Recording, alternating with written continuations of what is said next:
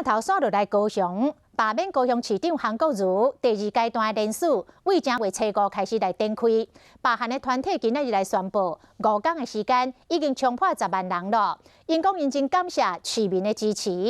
也毋过，国民党的议员开记者会来谴责，讲罢韩的现场是签联署书来送翠安，根本就是利用疫情来从事政治的行为。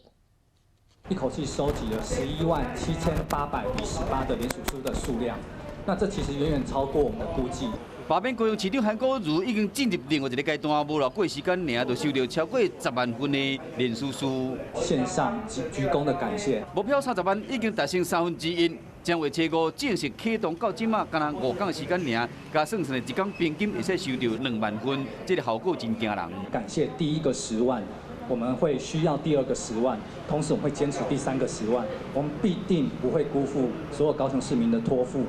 初期连续的头惊人，唔惊武汉肺炎的疫情，罢韩的民众赶快就加入去写资料。国民党议员跳出来谴责，讲现场除了发联署书，佮真大方发翠暗，根本就是将防疫甲政治绑做伙。我们一定大家分享这些物资，来帮助每一位高雄市的市民，但是他们却把口罩 当成你联署罢韩的一个赠品。面对这个质疑，罢韩团体委屈高雄，并且再三重申讲，并无签署送翠暗这款代志。罢免韩国瑜翠暗煞意外变成焦点。